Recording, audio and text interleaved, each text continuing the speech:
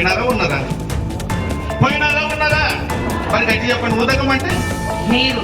ఆ అమ్మాయి చెప్తుందమ్మా ఉదకం అంటే ఇది పెట్టుకుంటే నీరు. నీరు. వాక్యం ఏమై ఉన్నది? ఉదకం.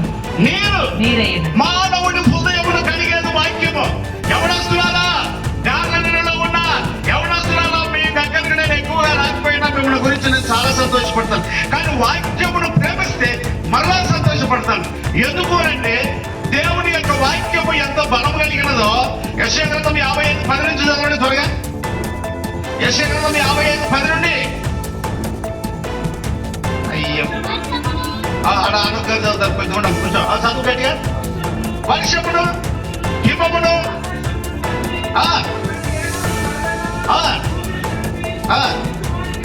విత్తువానికి విత్తనమును అయ్యి చేయను అంటే దేవుని నోటి నుండి వచ్చు వచనము దేవుని వాక్యము. వచనం అంటే దేవుని వాక్యమే. పిల్లలు ఈ రాత్రి కాలం చెప్తున్నా 60 సంవత్సరాల క్రితం వచ్చినటువంటి వాక్యమై ఉన్న నీరు నా తల్లి వైనా వాక్యము నన్ను విడిచిపెట్టలే, నా తండ్రి వైనా నన్ను విడిచిపెట్టలేదు. నీకు పెళ్లి చేసి పిల్లల్ని ఇచ్చాను, కుటుంబాన్ని ఇచ్చాను రా. కుటుంబాన్ని కూడా బాగా చూసుకో. వాక్యమే నాకు నేర్పింది. పోయినారా ఉన్నారా? పోయినారా ఉన్నారా? మరి గట్టి చెప్పండి. ఉదకం అంటే నీరు.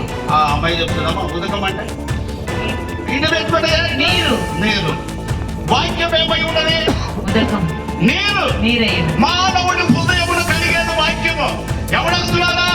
జాగ్రత్తలో ఉన్న ఎవడొస్తున్నారా? మీ దగ్గరికి నేను ఎక్కువగా రాకపోయినా మిమ్మల్ని గురించి నేను చాలా సంతోషపడతాను. కానీ వాక్యమును ప్రేమిస్తే మరలా సంతోషపడతాను. ఎందుకు అంటే దేవుని యొక్క వాక్యము ఎంత బలం కలిగినదో. యెషయా గ్రంథం 55:10 నుంచి చదవండి త్వరగా. యెషయా గ్రంథం 55:10 నుండి. అయ్యో అలా అనుగ్రహం చదువుతారు కొంచెం చదువు గట్టిగా.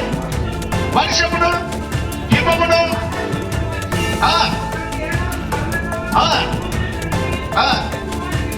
విత్తువానికి విత్తనమును అయ్యి చేయను అంటే దేవుని నోటి నుండి వచ్చు వచనము దేవుని వాక్యము. వచనం అంటే దేవుని వాక్యమే. పిల్లలు ఈ రాత్రి కాలం చెప్తున్నా 60 సంవత్సరాల క్రితం వచ్చినటువంటి వాక్యమై ఉన్న నీరు నా తల్లి వైనా వాక్యము నన్ను విడిచిపెట్టలే, నా తండ్రి వైనా నన్ను విడిచిపెట్టలేదు. నీకు పెళ్లి చేసి పిల్లల్ని ఇచ్చాను, కుటుంబాన్ని ఇచ్చాను రా. కుటుంబాన్ని కూడా బాగా చూసుకో. వాక్యమే నాకు నేర్పింది. చేరు వచ్చిన ప్రతి ఒక్కరూ ఉప్పు సారము కలిగిన వారై అనేక ఆత్మల రక్షణార్థమై సమాధానము కలిగి ప్రతి దానిని సహించి రుచి కలిగినదిగా ఉప్పు ఎలాగూ చేయను అలాంటి జీవితం అందరికి కలుగునట్లును, రక్షణ లేని వారికి రక్షణ, పాపికి విడుదల, రక్షింపబడిన బిడ్డలకు బలము ఆదరణ. సహోదరుడు జయన్న గారు మేలు పొంది కుటుంబం మధ్యకు సంఘం మధ్యకు చేర్చబడినట్లు రేపు జరగనయ్యున్న అమూల్యమైన చివరి కూడిక పరిశుద్ధాత్మ యొక్క నడిపింపులో ప్రతి వారి హృదయం గతింపబడినట్లు ప్రభుని బండను బద్దలు చేయు వాక్యం ప్రతి వారి హృదయంలో దూచుకొని పోవునట్లును ఆయన సన్నిధి సదా తోడైన నడిపించును గాక.